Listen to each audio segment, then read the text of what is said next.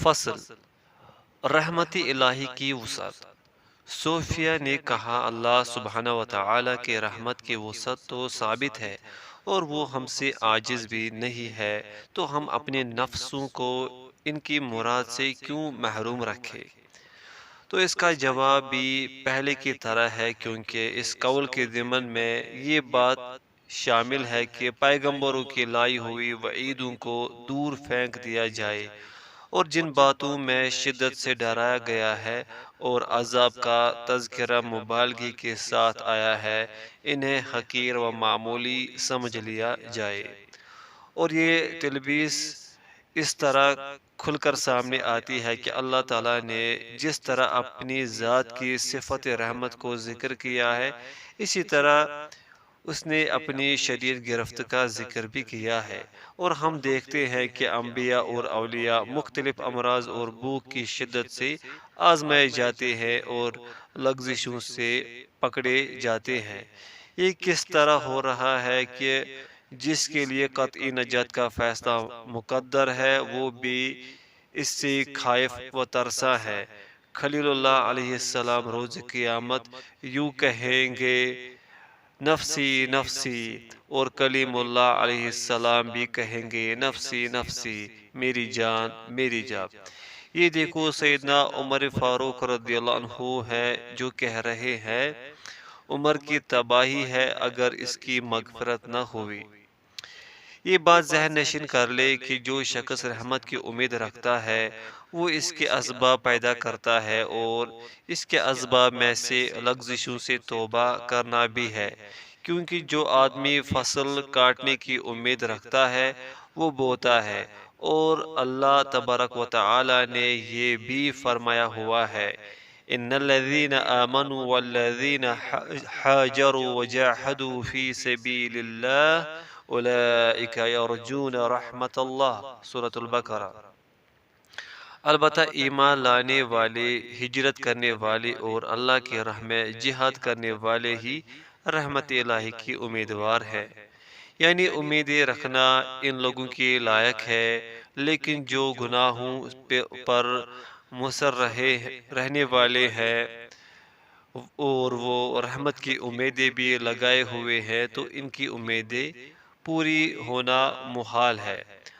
معروف قرقی نے کہا ہے، اس ذات سے تیرا رحمت کی امید وابستہ رکھنا جس کی تو بات نہیں مانتا رسوائی اور حماقت ہے۔ فصل مراد شرع۔ اس سے مراد نفس کا مجاہدہ سے، یعنی نفوس کو گندگیوں سے پاک کرنا، اور جب ایک عرصہ یہ کرنے کے باوجود بھی وہ اپنے مقاصد میں کامیاب نہ ہو سکے تو یوں کہنے لگے، ایسے کاموں میں ہم اپنے نفسوں کو کیوں مشقت میں ڈالے رکھے جو کسی بشر کے لیے ناممکن الحصول ہیں، چنانچہ انہوں نے اسے ترک کر دیا۔ جواب: اس تلبیس کا تجزیہ یہ ہے کہ انہوں نے گمان کر لیا ہے کہ شرع کی مراد یہ ہے کہ باطن میں جو بشری صفات اور تقاضے ہیں انہیں جڑ سے اکھاڑ پھینکا جائے، مثلا شہوت، غضب وغیرہ، اور صفات کا کلاکما کر دینا۔ حالانکہ یہ شرع کی مراد نہیں ہے، اور نہ ہی طبیعت میں موجود ایسی صفات کو مجاہدے کے بلبوتے پر ختم کرنے کا تصور ہی کیا جا سکتا ہے، کیونکہ یہ شہوات فائدے کے لیے پیدا کی گئی ہے۔ اگر شہوت طعام نہ ہوتی تو انسان ہلاک ہو جاتا، اگر شہوت نکاح نہ ہوتی تو نسل انسانی منقطع ہو جاتی، اگر غضب نہ ہوتا تو انسان اپنے سے کسی اذیت ناک چیز کا دفاع نہ کر پاتا۔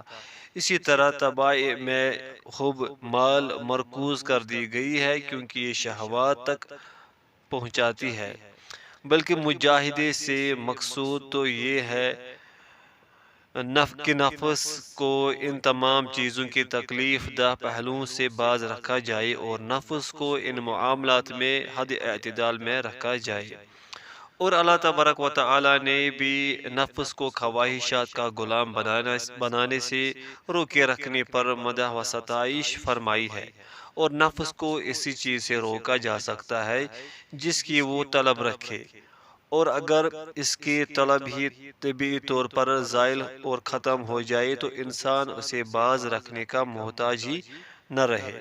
اور اللہ تعالیٰ نے یوں بھی فرمایا ہے والقاذمین الغیظ، غصہ پینے والے، اور یوں نہیں فرمایا والفاقدین الغیظ، غصہ نہ پانے والے۔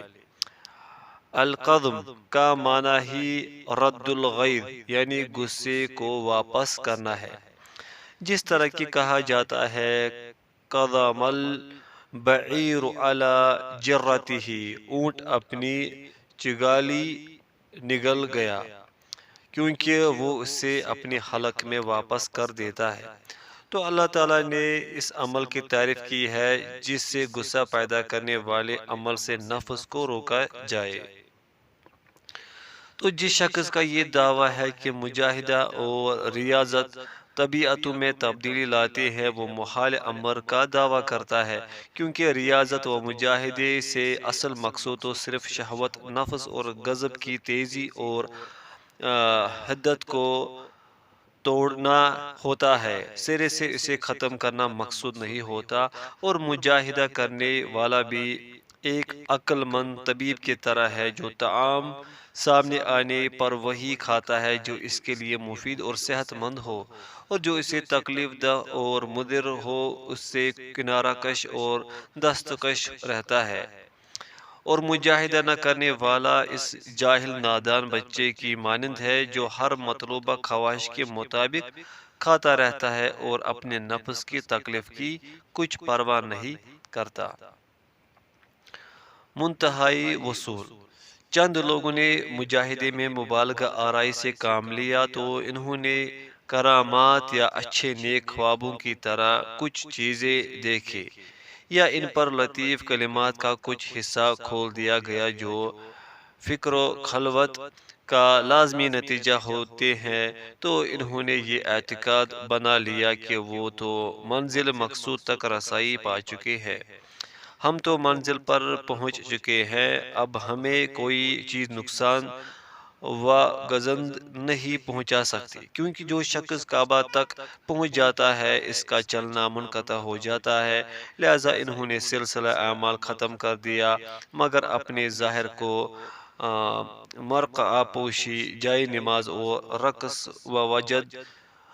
و وجد سے مزین کرتے رہتے ہیں، اور معرفت، وجد اور شوق میں صوفیانہ عبارتیں بدلتے رہتے ہیں۔ ابن عقیل نے کہا ہے جان لے کہ یہ لوگ اللہ عز و جل کی اطاعت سے باہر ہو گئے ہیں اور شرع کی مقصود اصلی سے اپنی مصنوعی اور خود ساختہ مقاصد کی طرف منتقل ہو گئے ہیں۔ ان میں سے کچھ ایسے ہیں جنہوں نے اللہ تعالیٰ کے سوا دوسروں کی عبادت شروع کر دی ہے ان کے تعظیم و تکریم کے روپ میں، اور انہوں نے اپنے گمان کے مطابق ان چیزوں کو وسائل قرار دیا ہے۔ ان میں سے کچھ ایسے بھی ہیں جنہوں نے اللہ کو واحد معبود تو تسلیم کیا ہے، لیکن عبادات کی ادائیگی کو ساکت کر لیا ہے، اور یوں کہتے ہیں یہ معاملات عبادت تو فقط عوام پر ہے کیونکہ وہ معرفت سے محروم ہے۔ یہ شرک کی ایک نوع و قسم ہے، کیونکہ اللہ تعالیٰ نے جب یہ پہچانا کہ ان کی معرفت تو انتہائی بعید اور انتہائی بلند ذات والی ہے اور اس سے کہیں بعید تر ہے، جو آگ کا خوف نہ پہچانے گا وہ اس سے کس طرح ڈرے گا، کیونکہ مخلوق نے اسے اپنی تڑپ اور سمجھ کے بقدر ہی پہچانتا تھا۔ اور اللہ سبحانہ وتعالی کا فرمان گرامی ہے لن ینال اللہ لحومها ولا دماؤها، سورۃ الحج۔ اللہ تعالیٰ کو قربانیوں کے گوشت نہیں پہنچتے اور نہ ان کے خون۔ تو یہ نتیجہ معلوم ہوا کہ مقاصد ہی قابل اعتماد ہے، شریعت کے احکام مانے بغیر فقط معرفت ہی کافی نہیں، جیسے کہ باطنی فرقہ کی ملحدین اور صوفیہ کے نعرے بازو میں نظر آتے ہیں۔ ابو علی روزباری سے سوال کیا گیا، جیسا کہ قبل ازیں گزر چکا ہے، اس آدمی کے بارے میں جو یہ کہتا ہے میں تو ایسے درجے تک رسائی پا چکا ہوں کہ اختلاف احوال مجھ پر اثر انداز نہیں ہوتے، تو انہوں نے فرمایا تھا جی ہاں، رسائی پا چکا ہے لیکن دوزخ تک۔ صوفی کی تعویلات۔ صوفیہ کی ناقص علمی کی وجہ سے جب ان سے ایسے ناجائز اور غلط افعال و اقوال کا صدور ہوتا رہا، اور ایسے لوگوں نے بھی ان سے مشابہت اختیار کر لی جو ان میں سے نہ تھے، لیکن انہوں نے انہیں والا نام رکھا، اور ان سے ایسی حرکات ہوتی رہی جو ابھی ہم نے بیان کی ہے، اور ان میں متقی لوگ نادار ہو گئے، تو علماء کرام کی ایک جماعت نے ان کی مذمتیں بیان کی اور ان پر عیب لگائی، حتیٰ کہ خود ان کے مشائخ اعظام نے بھی انہیں عیب دار قرار دیا۔ عبد الملک بن زیاد نصیبی کا بیان ہے، ہم امام مالک کے پاس تھے، میں نے ان سے اپنے شہر کے دو صوفیوں کا ذکر کیا، اور میں نے کہا وہ یمن کے نفیس ترین ملبوسات پہنتے ہیں اور ایسے ایسے کرتے ہیں۔ وہ بولا تیری بربادی ہو، کیا وہ مسلمان بھی ہے؟ راوی کہتا ہے وہ اتنا ہنسا حتیٰ کہ چٹ لیٹ گیا۔ راوی کہتا ہے اس کے پاس بیٹھنے والوں نے مجھے یہ کہا، ارے ہم نے آپ سے بڑھ کر اپنے اس شیخ کے لیے کوئی بڑا عظیم فتنہ نہیں دیکھا، ہم نے اسے کبھی ہنستے ہوئے نہیں دیکھا۔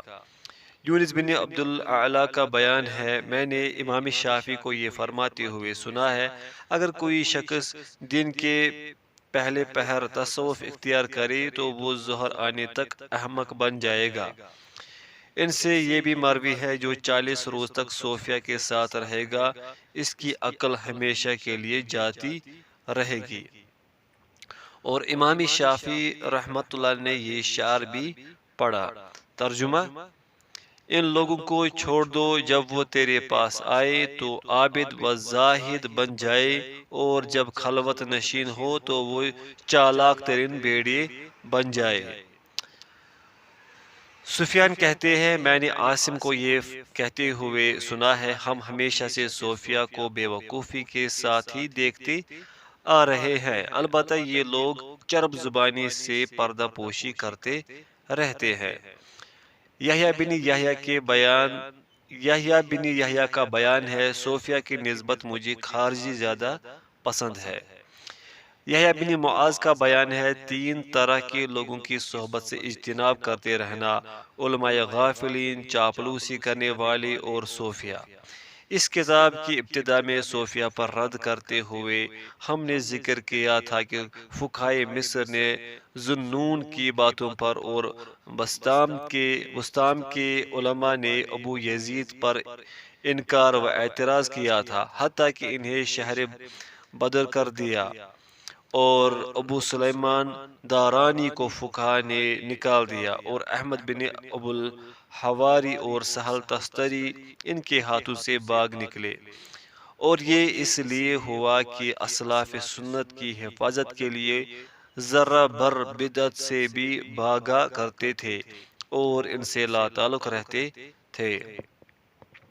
ابو الفتح بن سامری نے مجھے یہ بیان کیا، صوفیہ کے خلوت خانے میں ایک فقی کی فوتیدگی پر کچھ فقہا تعزیت کے لیے بیٹھے ہوئے تھے، تو شیخ ابو الخطاب کو زان الفقیہ میرے سہارے سے وہاں تشریف لائے، حتیٰ کہ وہ رباط خلوت خانے کے دروازے پر کھڑے ہوئے اور یوں گویا ہوئے مجھے اس خلوت خانے میں داخل ہوتے ہوئے میرا کوئی پرانا ساتھی یا شیخ مجھے دیکھ لے، یہ خیال مجھے گزرتا۔ میں عرض پرداز ہوں، ہمارے اسلاف صالحین، ہمارے سلف صالحین کا یہ طریقہ کار تھا، البتہ ہمارے زمانے میں بھیڑیوں اور بکریوں نے باہم صلح کر لی ہے۔ صوفیہ کی مذمت بیان کرنے کی چند وجوہات۔ ابن عقیل نے کہا، میں چند ایسی وجوہات کی بنا پر صوفیہ کی مذمت بیان کرتا ہوں جن کے ارتکاب پر شرع مذمت کو لازم قرار دیتی ہے۔ جن میں سے چند ایک یہ ہے، انہوں نے بیکاری کے اڈے، رباط خلوت خانے بنائے ہوئے ہیں۔ یہ مساجد میں جماعت سے الگ تھلگ ہو کر ادھر سے ادھر کے ہو بیٹھے ہیں۔ یہ خانقاہیں، مسجدیں ہیں اور نہ ہی گھر ہے اور نہ ہی سرائے ہے، بلکہ یہ کاروباری معاش سے معطل ہو کر بیکاری کی خاطر انہی میں ڈٹے ہوئے ہیں۔ انہوں نے اپنے آپ کو فقط خورد و نوش کے لیے اور رقص و غنا کے لیے چوپاؤں کی مثل لحیم و شحیم بنا رکھا ہے۔ لحیم و شحیم بنا رکھا ہے۔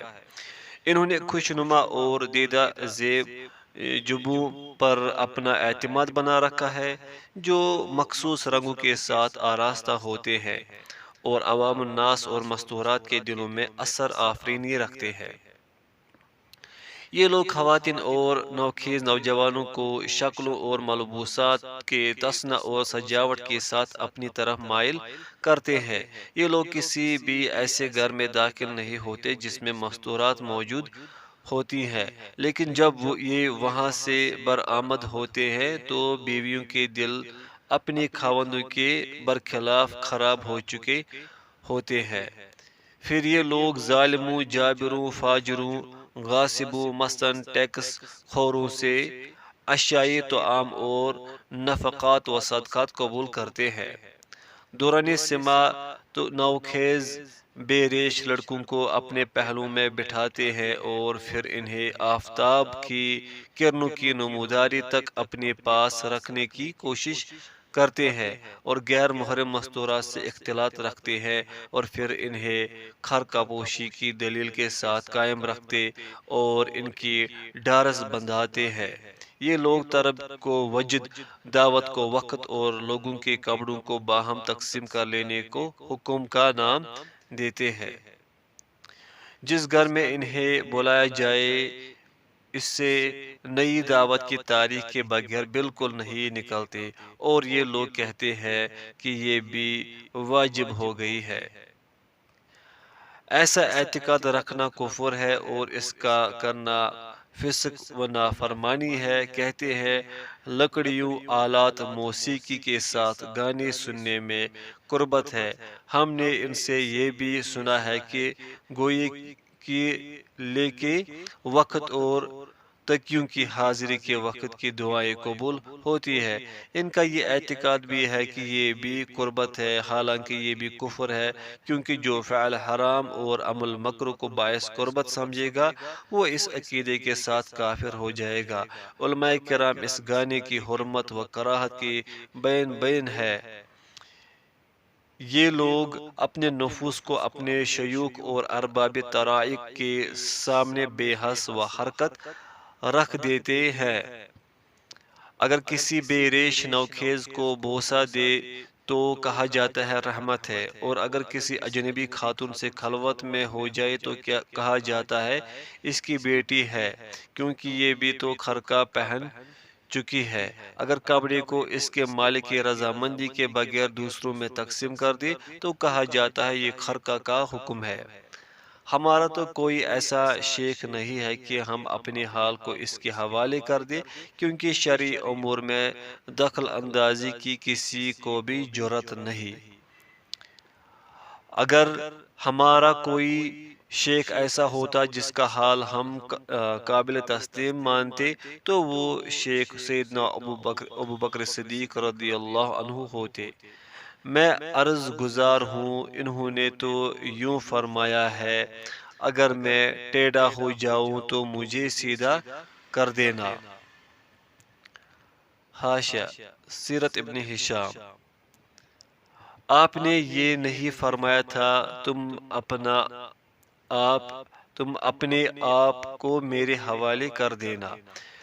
پھر رسول اللہ صلی اللہ علیہ وسلم کی طرف بھی دیکھے کہ کس طرح صحابہ کرام رضی اللہ عنہم نے آپ سے سوالات و اعتراضات کیے تھے۔ ذرا دیکھو، یہ ایک صحابی ہے، یہ فرما رہے ہیں آپ ہمیں تو بلا ناغہ مسلسل روزے رکھنے سے منع فرماتے ہیں، جبکہ خود وصل فرماتے ہیں۔ پھر اللہ تعالیٰ کی ذات اقدس سے فرشتے کہتے ہیں اتجعل فیہا، سورۃ البقرہ، کیا تو اس زمین میں بنائے گا، کیا تو اس زمین میں بنائے گا؟ اور موسیٰ علیہ السلام یوں کہتے ہیں اتہلکنا بما فعل السفہاء منا، سورۃ الاعراف، کیا تو ہم میں سے چند بے وقوفوں کی حرکت پر سب کو ہلاک کر دے گا؟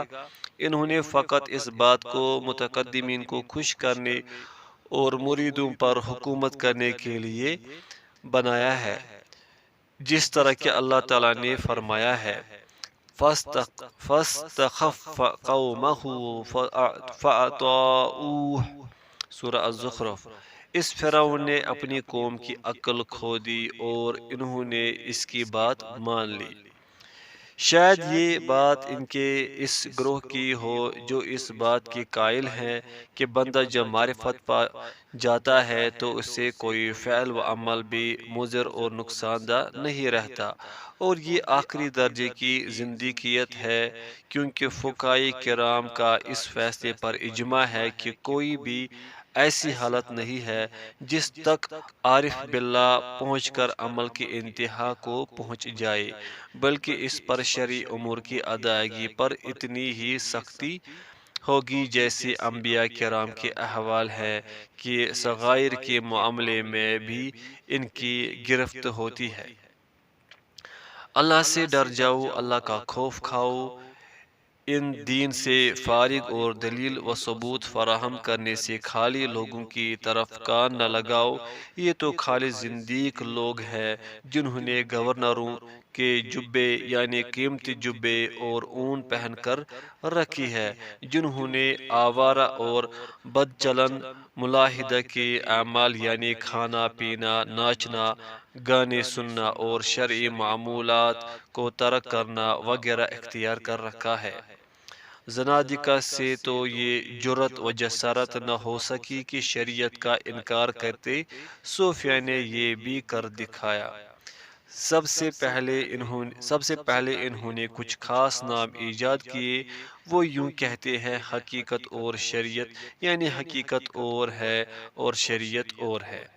یہ انتہائی بری حرکت ہے، کیونکہ شریعت وہ ہے جسے حق تعالیٰ نے مخلوق کی مصلحتوں اور فوائد کے لیے مقرر فرمایا ہے، اس کے بعد کوئی اور حقیقت نہیں ہے سوائے اس کے جو شیاطین ان کے دلوں میں القاء کرنے سے واقع ہوتی ہے۔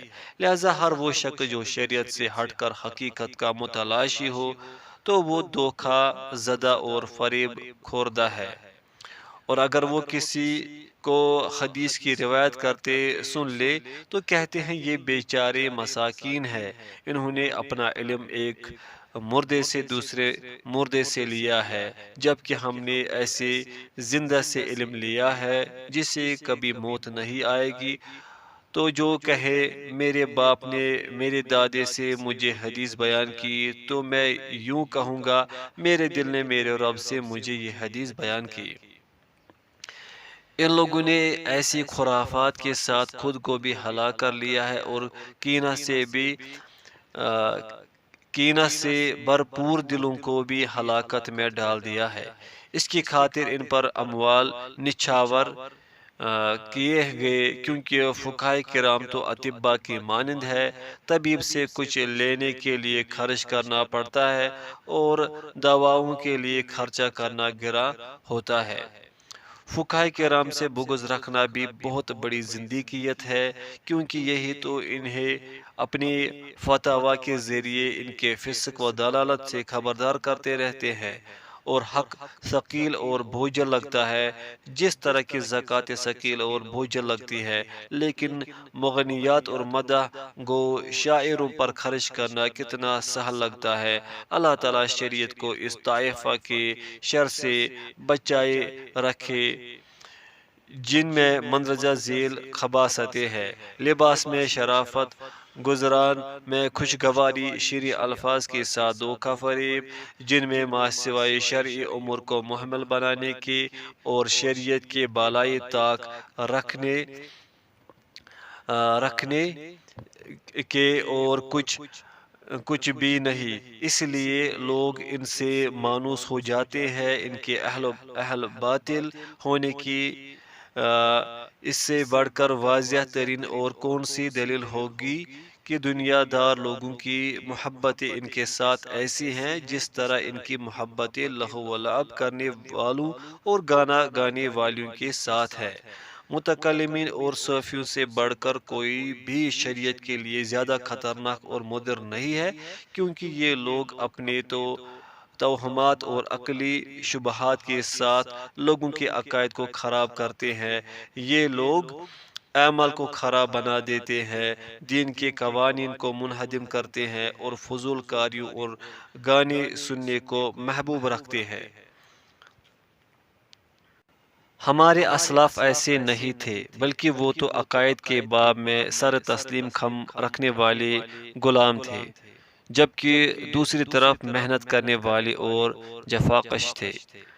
تمام بھائیوں کو میری یہ نصیحت ہے کہ ان کے دلوں کے افکار کو متکلمین کے کلام بالکل متاثر نہ کرے، اور نہ ہی ان کے کان صوفیوں کی خرافات کی طرف ہی مائل ہو، بلکہ اپنے اپنے ذرائع معاش میں مشغول رہنا صوفیوں کی بیکاری اور بطالت سے کئی درجہ بہتر ہے، اور نئی راہیں نکالنے میں ترقی پانے سے ظواہر پر قائم رہنا ہی اچھا اور بہتر ہے۔ میں نے دونوں فریقوں، اہل کلام اور اہل تصوف کے طریقوں پر سوچ بچار کی ہے۔ ان متکلمین کی انتہا شک و شبہ، جبکہ صوفیہ کی انتہا بے دلیل دعوے ہے۔ ابن عقیل نے کہا ہے، اہل کلام میرے نزدیک صوفیہ سے اچھے ہیں، کیونکہ متکلمین بعض اوقات شکوک و شبہات کو زائل اور ختم کر دیتے ہیں، جبکہ صوفیہ تشبیہ کا وہم ڈالتے ہیں۔ ان کی اکثر باتیں الہی پیغامات اور پیغمبرانہ تعلیمات کو بے معنی اور ساکت کرنے کا اشارہ دیتی ہے۔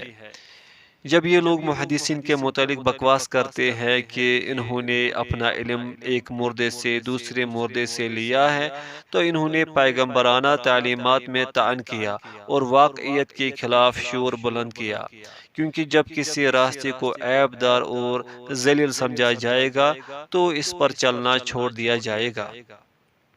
اور جس نے یوں کہا، میرے دل نے میرے رب سے یہ حدیث بیان کی، تو یقیناً اس نے یہ وضاحت کر دی ہے کہ وہ رسول سے بے نیاز اور بے پرواہ ہے، اور جس نے بھی یہ کہی بلا شبہ اس نے کفر کیا۔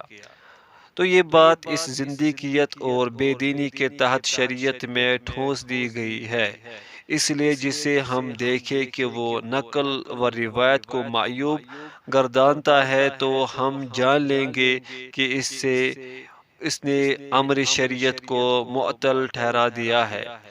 ایسے قائل کی یہ بات ہم کبھی تسلیم نہیں کریں گے کہ حدثنی قلبی عن ربی، میرے دل نے میرے رب سے یہ حدیث بیان کی ہے، کیونکہ یہ القاء شیاطین کی طرف سے ہوگا، اور اللہ تبارک و تعالی نے یہ فرمایا ہے، وَإِنَّ الشَّيَاطِينَ لَيُوحُونَ إِلَىٰ أَوْلِيَائِهِمْ، سورۃ الانعام۔ بلا شبہ شیاطین اپنے دوستوں کو تعلیم کرتے ہیں، اور یہی ظاہر ہے کیونکہ اس نے دلیل معصوم کو ترک کر دیا ہے، جبکہ اس دلی القاء پر اعتماد و بھروسہ کر لیا ہے جس کی وساوس سے نگہداشت بھی ثابت نہیں ہے۔ ابن عقیل کا کہنا ہے، شریعت سے باہر نکلنے والے لوگ بھی بکثرت ہے، البتہ اللہ تعالیٰ نے اس شریعت کی نقل و روایت اور حفاظت کرنے والوں کے ذریعے اس کی تائید کرتا رہتا ہے، اور فقہائے اعظام کے ذریعے اس کے معنی کی تائید فرماتا رہتا ہے، اور یہ فقہا علماء کے سلاطین ہیں جو کسی بھی کذاب کو سر اٹھانے نہیں دیتے۔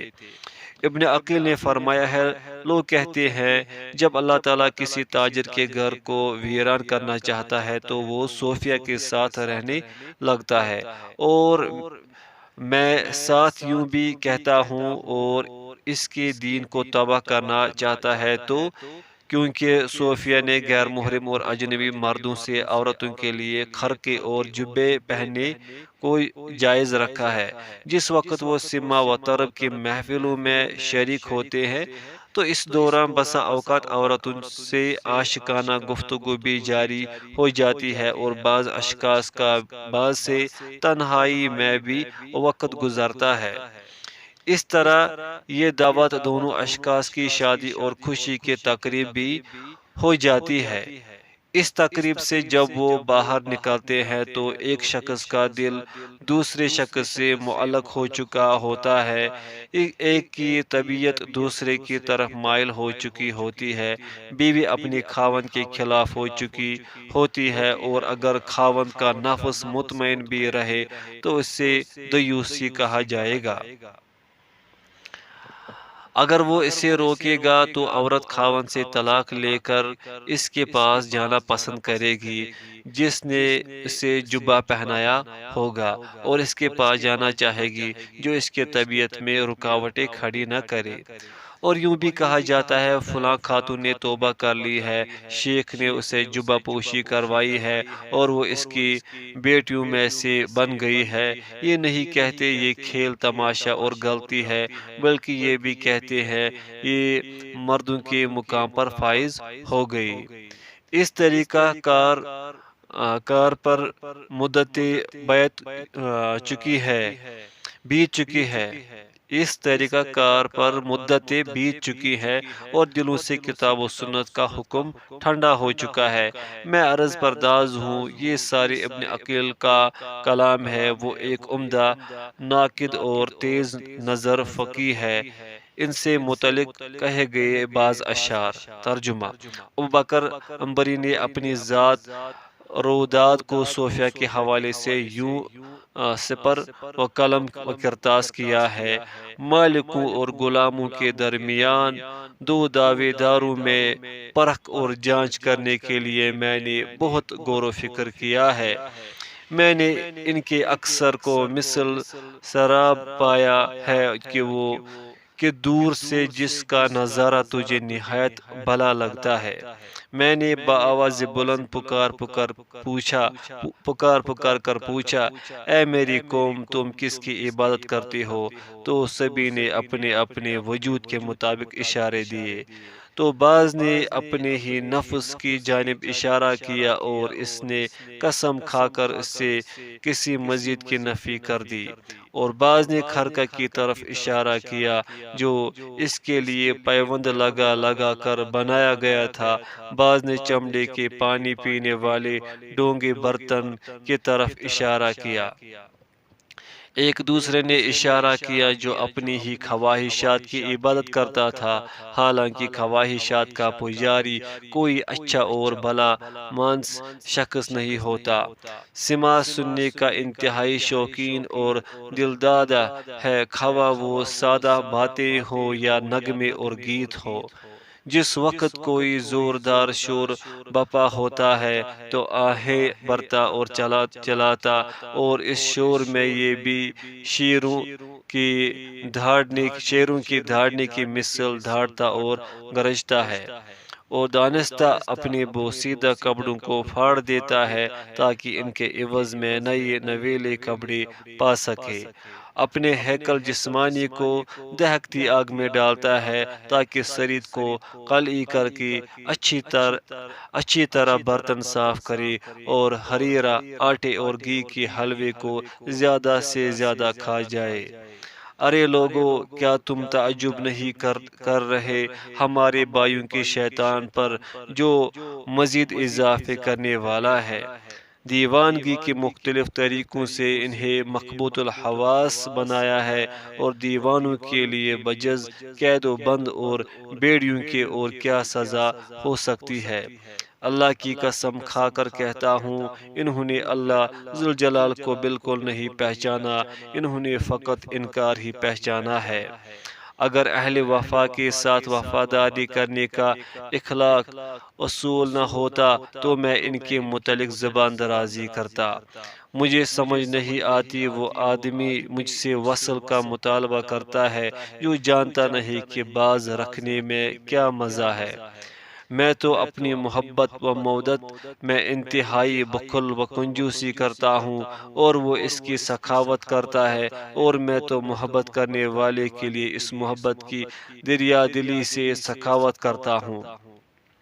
لیکن جب میں کوئی ایسا شخص نہیں پاتا تو میرا دوست تو خوش ہوتا ہے، جبکہ انتہائی زیادہ حسد رکھنے والا فکر مند اور مغموم ہو جاتا ہے۔ میں نے اپنی محبت کے جذبات کو اس کی طرف متوجہ کر دیا تو اس طرح میری نحوست تو غائب ہو گئی اور میری خوش بختی پلٹ آئی۔ مجھے اللہ واحد کی عزت اور اس وحدہ لا شریک کی محبت رکھنے کی قسم، میری اس قوم کی جہالت کا کیا مقام ہے۔ جب وہ مجھے دیکھتے ہیں تو ازراء ہمدردی مجھ پر روتے ہیں، جبکہ ان کے بغض و حسد کی آگ بدستور ایندھن اور چولہے ہی میں رہتی ہے۔ کیونکہ میں ان دعوے داروں اور دور دور ہوں، اگر یہ لوگ سچے ہوتے تو میں ان سے دور نہ رہتا۔ سوری نے کہا ہے، ہمارے ایک شیخ نے یوں اشعار کہے ہیں: اہل تصوف حضرات تو بلا شبہ گزر چکے ہیں، اب تو تصوف حواس باختگی کا نام ہے۔ اب تصوف شور و غوغا، وجد مصنوعی اور تالیاں بجانے کا نام ہے۔ تیرا نفس تجھ سے جھوٹ بولتا ہے، خبردار یہ راہ راست نہیں ہے۔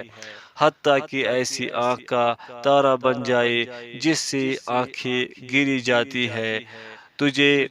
تجھ پر اس زمانے کی گردشیں چل رہی ہے اور تیرے دل کی خواہشات سر جھکائے خاموش کھڑی ہے۔